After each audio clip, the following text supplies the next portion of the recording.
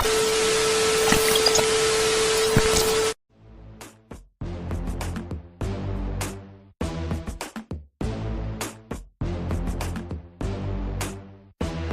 right, hello and welcome into the show, everyone. I'm Preston Poole. That is Tyler Adams. This is Unadvised here on the Sports Animal YouTube, Facebook, X, at Unadvised Pod on X, wherever each podcasts, all that and a lot more.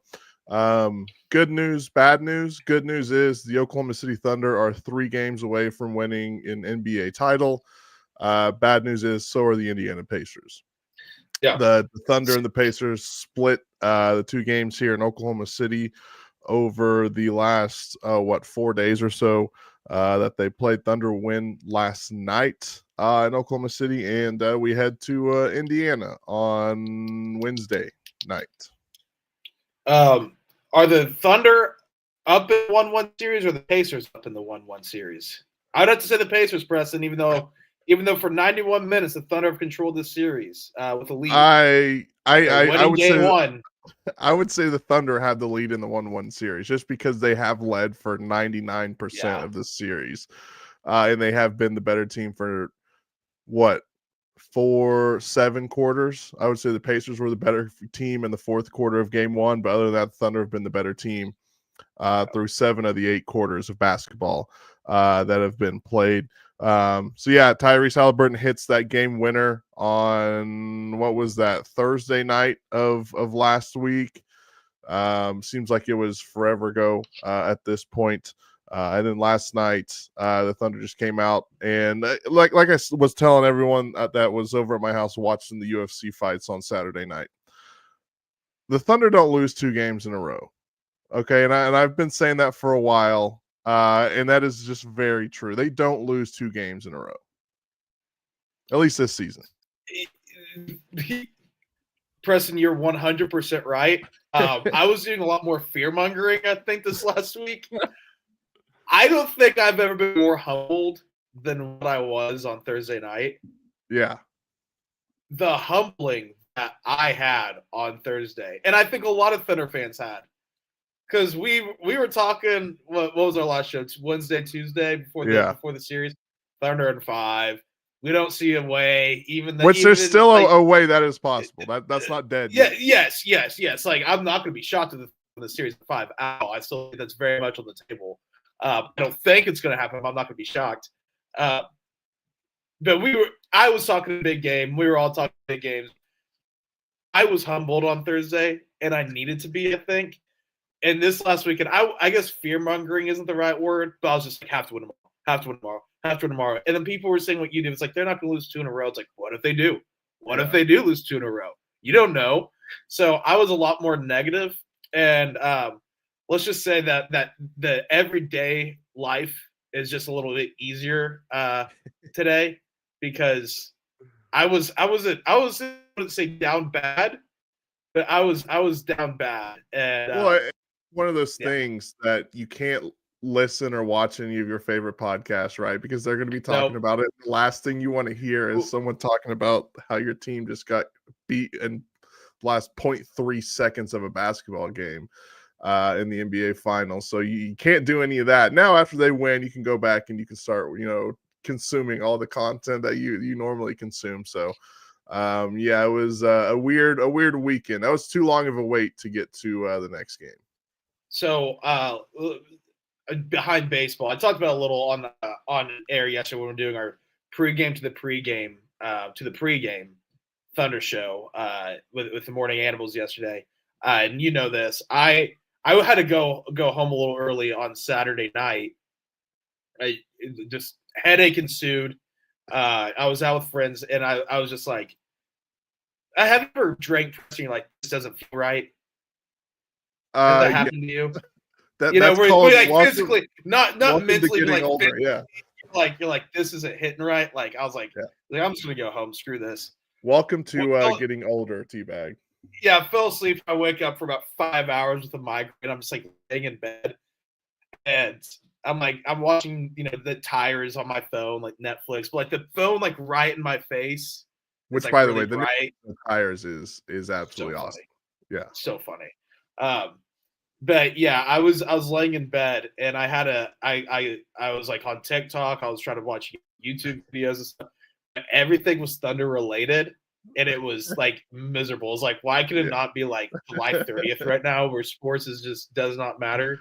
Yeah. Because I got very bored after a while because I couldn't sleep because my head hurt so bad. But it was yeah. The night was doing a lot of things, and every on social media is just like boom right in your face. Sucks. It sucks. Yeah. No, 100%. Richard on Facebook says 3-point Dort needs to ride the bench and play Wiggins more.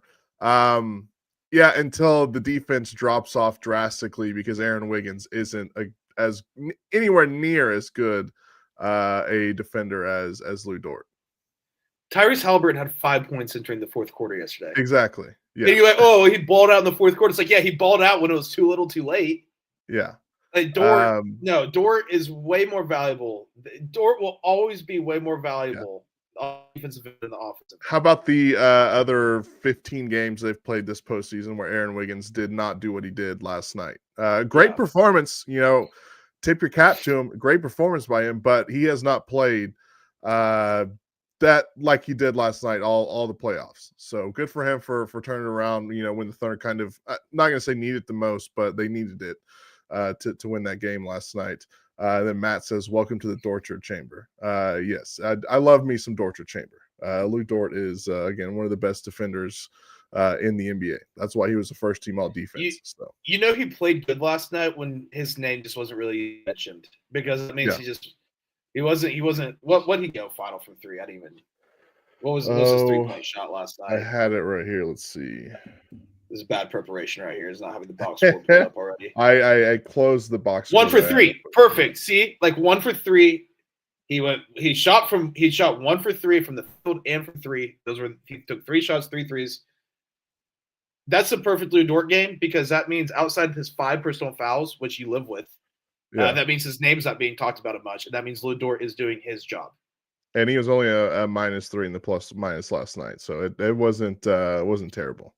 And then obviously, like Cason Wallace, that doesn't really add much, but I think that going small, I don't understand it, because I don't know how to wrap my mind around the X's and O's of basketball, because they seem too complicated for me at times. It's why one of the reasons amongst many that I never played basketball.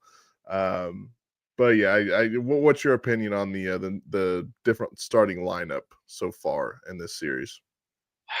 So, like, it's funny. You lose a game, and it's like, well, I do this over that, then you win a game. You're like, I don't hate it. Yeah. Which, by the way, that lineup wasn't bad in the first game. I mean, they were up 9 points after the first quarter. It's not why they lost the first game. It's not why they lost the first game. The only thing where I hesitated, I feel like it got a little bit better last night there. I feel like Dagnall was a lot more comfortable with the rotations last night. And I think they made a lot of that in the post. Like game one's a feel-out game. I mean, this team is the best team we played all season, obviously. The NBA Finals, they play a unique style. So I feel like Mark Dagnall kind of figured out a little bit more of the rotation last night. What I didn't like in game one is it felt like Cason Wallace and Caruso, which are such a tag team off the bench in that second rotation, weren't getting utilized like we're used to those two getting utilized, especially together. So that was my one complaint about the whole thing. It's not that Cason started the rotations, but that last night feels like it and obviously it just helps when you just are up 15 the whole game. But so I'm not going to be up in arms about it, even if they lose another game. Yeah, no, I think it is. It's just fine.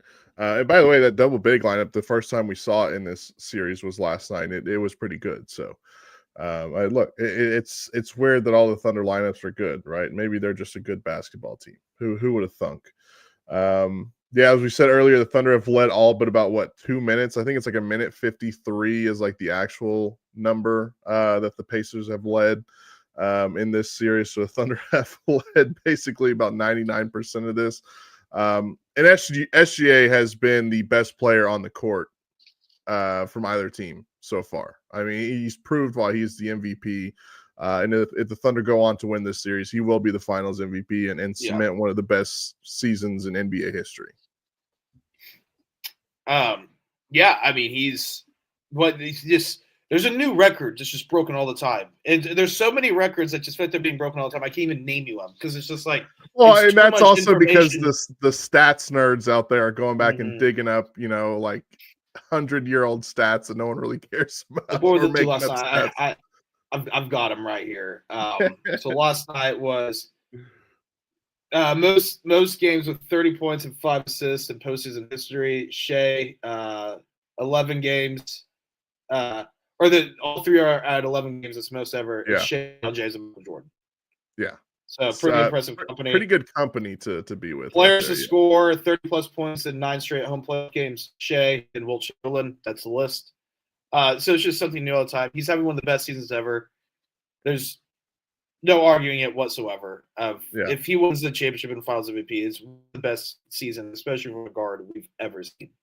No, 100%. And then Wiggins and Caruso obviously were major factors last night. Both getting almost 20 off the bench, and Caruso has as many points this series as Tyrese Halliburton. We can talk about yeah. that. Sorry, just had to let that one out. Well, I mean, let's talk about that right now because I saw this and I wish I could say who it was from, but it was on X the other day, and I thought it was a really good point. Is that right now in Tyrese Halliburton's career, he's not the type of guy, and I don't know if he'll ever be the type of guy that does this, but goes out and creates his own shot. Yeah. Right. He's going to take what the defense gives him. And when you play Oklahoma City, the defense isn't really going to give you that much. So it's to me, it's not really like a massive surprise that this guy doesn't come alive until the fourth quarter.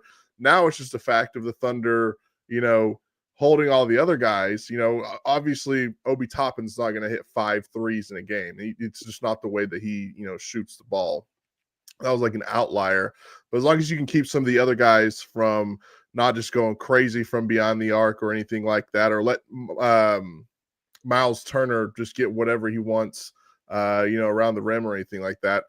I mean, you're pretty much set, because if you're up, 20 like you were last night, and then Tyrese Halliburton decides to turn it on, he makes a run and he cuts it to 15.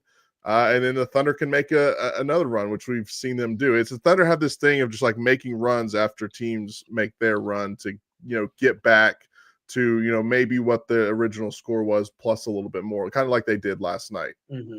They just weren't able to make that run in game one in the fourth quarter because the Pacers were just on fire. Yeah, and with Tyrese Halliburton, there's a lot of discourse on him throughout the whole playoffs. There's been a lot of discourse on him. Obviously, I mean, they're in the NBA Finals. He's hit, and I mean, he's the clutchest player the league currently has in the moment we are in right now. Yeah. Not saying I would trade him. He's having one of the most clutch playoff runs it's ever. Objectively true. But with that, people just expect him to be some superstar that's going to go out and put Shea-like numbers or Curry or whatever it is. And I think even if we had a Pacers fan on with us right now, or a Pacers radio guy or whatever on with us right now, I think they'd even agree with this. I don't think this is some unfair, cruel thing to say to Tyrese Halliburton. Tyrese is an all-star. He's a very good NBA player. Is he top 10? I don't think so. Is he top 10 in the fourth quarter? Yeah. But if you're taking the whole 48 minutes of basketball, I don't think he's a top 10 player in the league. And I think that as a slight to maybe if Tyrese himself was listening, he'd take that as a slight, which I understand. But to Pacers fans, I'm not saying that as a slight, because the Pacers have gotten here from being a team first, just like the Thunder, team first, unselfish guys, very good, very, very good players everywhere. They go off at any given night, like we saw with Obi Toppin in game one.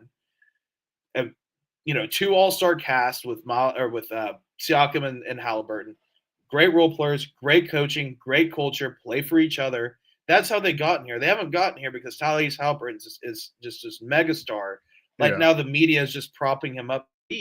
And so I do find it almost unfair for a guy like Tyrese, but I also find it annoying too when you're playing them. That's, hey, yes, he had a great shot to beat the Thunder in game one. He had a great shot to beat every team he's played in these playoffs. He's super clutch. But let's not sit here and act like just because he's doing that, he's one of the best players in the world. And when last night he struggles, and he struggled bad, he's got to be better than what he was last night. You can't have 5 points in 3 quarters. You cannot. You have to have more than that. But there's also just this level of he's this. It's like, is he? Is he that? Yeah, and I even told Sam on Saturday when we were doing radio, I was like, put Dort and Caruso on Tyrese Halliburton at all times make his life hell for 48 minutes. Like, do whatever you can to have, even throw Cason Wallace in there, which I know he gave up that game-winning bucket, but that, I mean, what are you going to do when a guy's on a heater like Tyrese Halliburton is at the moment? Yeah, by the way, Halliburton, his career high in average points per game in a season was 22-23. He averaged 20.7 was his career high points per game. He had 18.6 this year. So, yeah, he's not going out and he's not lighting it up every night. Yeah. He's an all-star. And that's amazing. Like, you're an all-star in the NBA. Yeah. But he's not a super – and that's not how the Pacers are built. The Pacers aren't built based around Tyrese Halliburton. The fourth quarter, the last 6 minutes of the game, yeah, they're built like, the team, kind of like the Thunder. But obviously the Thunder have Shea, who's a superstar, and can go get 50, which is kind of the difference, I think. But they're just a bunch of guys that play team basketball. Everyone has a role. They go out, they do their job, and they're good at doing their job. And that's how they got to this point in the season. So Pacers again coming into the series, the big thing was like, well, the Pacers aren't going to turn the ball over. The Pacers keep the ball. They're good, holding on to the ball, blah blah blah. So Oklahoma City is not going to be able to get as many turnovers. OKC hasn't a problem getting turnovers. Teabag, the issue is they're having a problem scoring off of those turnovers. I believe they only had 11 in game one and like 14 last night off of those turnovers, and the Pacers are, I believe, just under 40 turnovers so far through 2 games. So that's something that going forward the Thunder are going to have to be a whole lot better at, because you did win. What they end up winning by last night, like 16, 17, something like that. Yeah, dogs were called off early too. So they won by that wide margin, but it could have been better, getting all those points off the turnovers that you could get. And in game one, we saw them struggle, mainly Chet and Dub at the rim a lot. It was not good in game one. Them around the rim and really 3-point shooting. The Thunder offense was just not good, shot making wise for a big stretch of game one. And then game two, they turned around, and then obviously, like we said earlier, Wiggins and Caruso step up and have 20 points. Well, I guess 18 for Wiggins and 24 for Caruso. So it's all about who's going to step up. And heading back to Indianapolis, obviously you're going to think, well, the Pacers role guys are going to step up because they're at home, they're more comfortable, yada, yada, yada. Now can the Thunder role players step up on the road like they did last night? Can J-Dub finally put it all together? I know he had almost 20 points last night, but it was still a little shaky. Yeah. He's got to be better. Can he put it all together? And then can Chet continue to, bounce back, even be better than what he was last night? Because he had a good game for him last night. So he improved last night, but we've seen Chet be better. I like Chet's aggression last night. Chet early was aggressive. Yeah. I saw someone on Reddit. They said nothing makes me more nervous than when Chet Holmgren puts the ball on the floor. I thought you meant someone was commenting on Reddit because I have my phone up like over our comment section, like for the box score right now, and I thought you meant someone commented from Reddit. I was like, we're on Reddit. That's awesome. But I think, I mean, and I agree, because once Chet goes to dribble and drive to the hoop, you're like, hold on to the ball. His handles, he's got to work on them handles. Which again, he's only played a season and a half. He's got he's kind of like a baby deer sometimes whenever he's dribbling the basketball. Yes, I mean, he's good, but sometimes you're like, what are you doing? Yeah. It's like when the horse is just born and it's starting to take over his first steps. That's going to be a fast horse, but he's tripping a little right now. Yeah. Let's see what else we have here. Make sure I didn't miss anything. Oh, I don't have this stat in front of me, but game threes have been the mortal enemy of the Indiana Pacers so far in this playoff run. They've lost every single game three they've played so far. I like that. I like that sign. So keep that in mind if you're out there. Pacers have yet to win a game three. Am I here? Yeah, I gotcha. Okay, it is. Do you have me? Yes. Yes. Okay. Cool. All right. But yeah, that's something to keep in mind. They haven't won a game 3 yet this postseason run. So that's Yeah, I like that. That's advanced. That's advanced yeah statistics that we like around numbers here. you need to know. File that in that cabinet. The What's the numbers you need spread? to We know. got 5.5. Yeah. I like that number. Yeah. Not too shabby. Which 11. I think it was up to 11.5 last night, Yeah, which was pretty crazy. But crazy hey, finals they game. covered. They covered. That's what they do. Let's see here. It is important for me, I think, to at least split in Indianapolis. Obviously, best case scenario is you win both, you come back up 3-1 and look to close it out. But I think a split is about what I would expect, like the worst Yeah. for them to be is like a split. If they lose 2 in a row in Indianapolis, then cancel the season, in my opinion. Not really, but that's the way it would feel at that point. Yeah, I think they're going to split. I don't know if I see it. I respect the Pacers enough at this point throughout the playoffs. Throughout this run, I said 5. I'm rooting for 5, obviously. Yeah. But I'm also, now that we're 2 games into the series, I think this might be more of 6. Then again, it might be hard to close out Indiana. So I don't know. I think they're split. Now, because when you talk these things out loud, we're like, "Oh, it'd be hard to close out." They played horrible against Game 6 in Dallas, and Indiana will be playing for their lives, or in Dallas, Denver. And Denver's playing for their lives. Indiana will be playing for their lives. So now, Mike, well, either 5 or 7 because 6 will be hard. But with all that said, I respect Indiana enough to say that they will get a game on their home court. Not to say the Thunder can't win 2 in a row, and I think there's a good chance they could win 2 in a row. I would just say I'm going to give Pacers respect and that they're going to win at least 1 on their home court. Let's see. I want to see going back to the Milwaukee series. They won all their home games there. Lost game 3 against Cleveland at home. And then lost New York. Game 3 against New York. So they've only lost 2 games at home so far this postseason. I don't know if the Thunder are. I feel like they've only lost probably 2 as well. They've only lost, the 2 game ones against Denver and Indiana. Yeah. So they've only lost 2. So yeah, 2 good home teams at home. So we'll see. Thunder also very good on the road. So yeah. We'll see how that shakes out. What was your thoughts on the Larry O'Brien trophy fiasco we had last night on the court? Bullying worked, and then it worked again, but it was not the best outcome, I guess you could say. I'm a Thunder fan. I'm a basketball fan. I will sit here and tell you, if you get a good NBA game on, it's one of the best products in all sports. Yes. They're the most amazing athletes in the world. You can't change my mind with how big, fast, and tall they are. Strong, everything. Their skill level.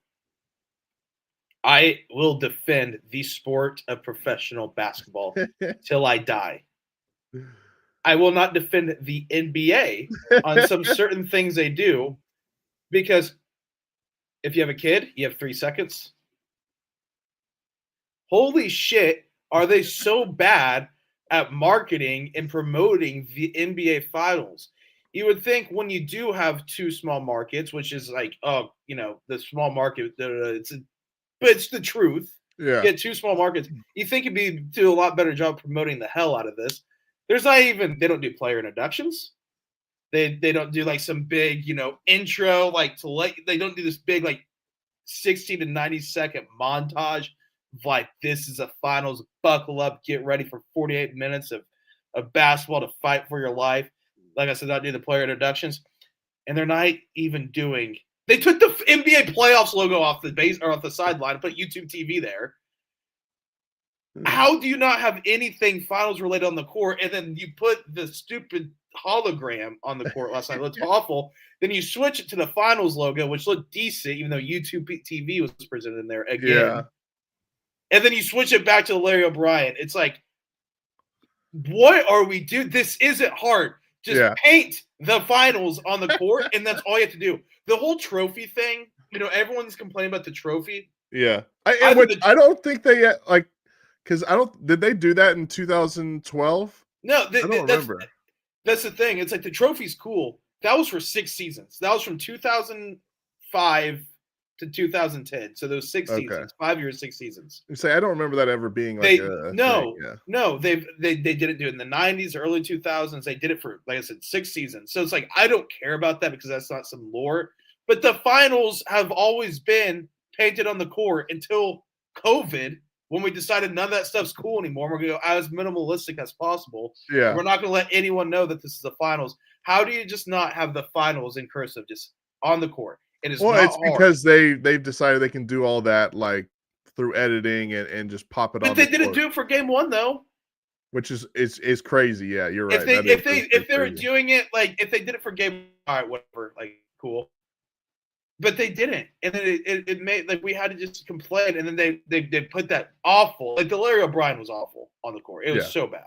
It didn't even look right, honestly. It looked like it literally looked like you like clip art. You're like back when you're in school on like a Word document, like you. I was making a sticker on Snapchat, with a photo.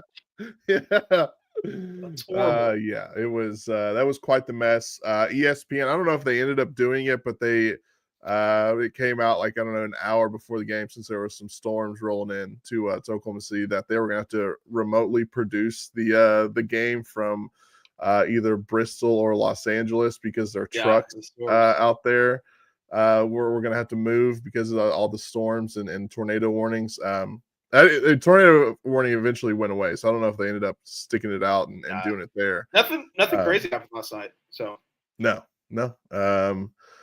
There was some nasty stuff down in Texas. I saw some of those videos, but yeah, it was. We also had Tyrese Halliburton's girlfriend talking a bunch of crap in the stands when the Pacers were down 17 in the fourth quarter. That was like the ultimate, like Chris Paul hits a 3 to cut the lead to 42 type of situation right there, which I respect it. Right, at least she's still going to be there and stick up for Tyrese and the team, which that's cool. But I don't know if that is the point of the game where you want to do that. Maybe do that in like the first quarter or something, which I guess Tyrese didn't play good until the fourth quarter. Hey, but to respect this MJ clip, he was holding the baseball bat, the famous one. He's like, easy to talk shit, when you're up. So credit to her. Yeah. She was talking that shit when they were down. So she was like standing up, like pointing at people too. Yeah. I was like, damn, girl. I was like, I respect it. I respect it. So far, things can obviously change very fast in the playoffs, as we know. So far, I'm still very cool with the Pacers. I'm like, I don't like you right now. We are in a war, and I am trying to decapitate you and make it hurt while it's happening. I'm not friendly. But when this is like so far, I don't have any complaints about any of them. And I respect Tyrese's girlfriend. The post game last night from Rick Carlisle, and Gideon mentioned this, not the exact words I'm going to use, but kind of seemed like a little bit of waving the white flag from Rick Carlisle last night in his post game. Yeah, and he was not happy. He had the clip because a reporter asked him like, what goes into you come back, you've had all these comebacks, what was the decision and just pulling the starters last night with 2 minutes left or whatever, and he was like, that was an easy decision. And it was like, you've come back from this before, it's the finals. Like, I don't know, I'm not gonna rip Carlisle, I mean, but it did seem like a little white flag waving last night.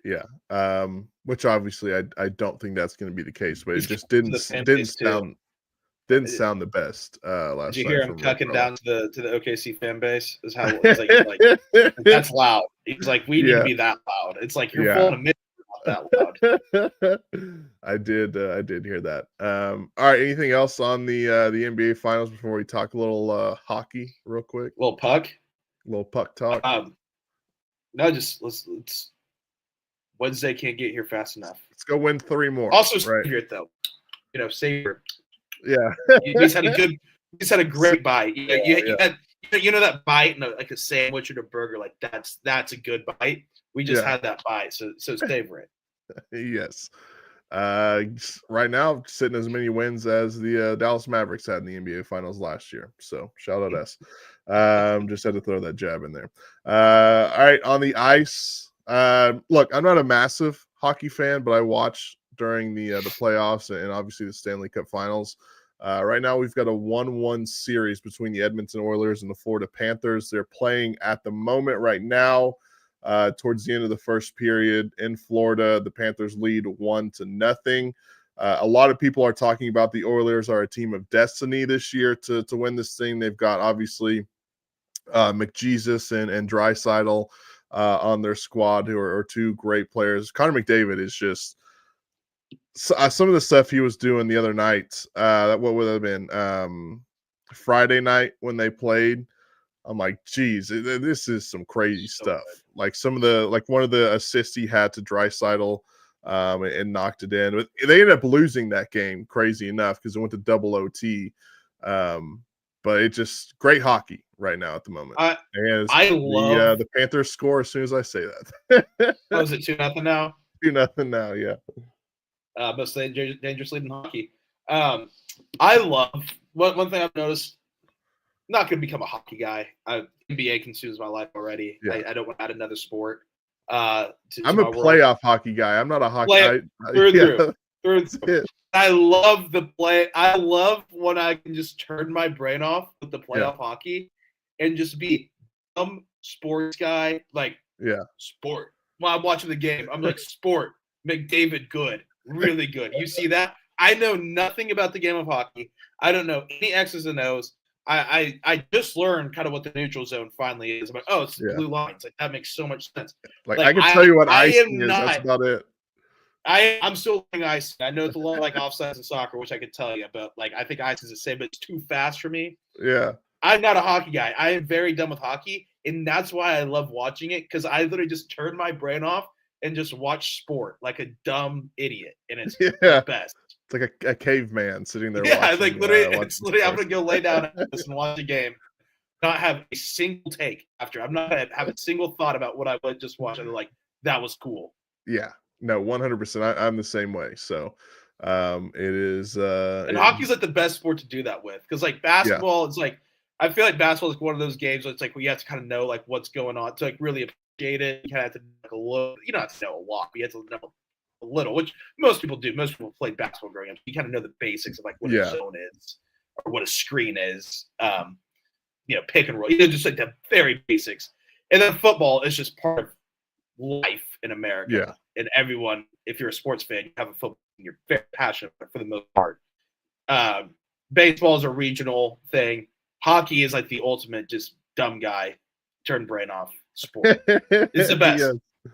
No, it is. It's awesome. And you'll watch fights. You watch people just get nailed into the wall, and you're like, yes, more of that. Please. And Canada, the country that invented this sport, hasn't won title in 30-something years. 32 years.